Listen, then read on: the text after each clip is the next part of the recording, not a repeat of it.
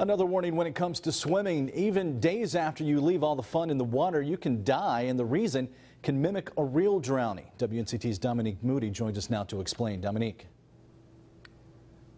That's right, Ken, and a lot of times we are not always sure of what happens to a lot of our children and maybe what may have you, but that could be coming up differently if we are to know.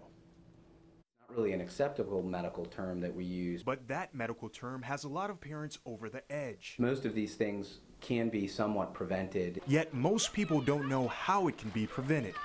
But dry drowning versus wet drowning, it's merely describing whether water entered the lungs or water didn't enter the lungs. Dry drowning is a phrase that has many parents questioning their next trip to the pool. Dr. Matt Ledoux is a pediatric doctor at Brody Medical School and separates drowning into two major categories.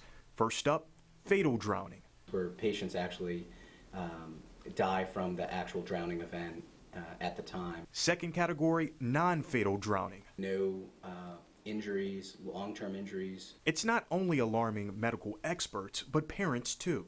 As a parent, I would definitely want my kids to have the proper training. I think from an early age, that is one of the best remedies for this type of condition. Michael Goodwin is a parent and is the director of AquaVenture Aquatics Campus and knows the preventative measures to take. Proper supervision of kids and adults in the pool, I think it's something that can we make sure that it doesn't occur. One important tip to remember is to always take preventative measures when heading to the pool.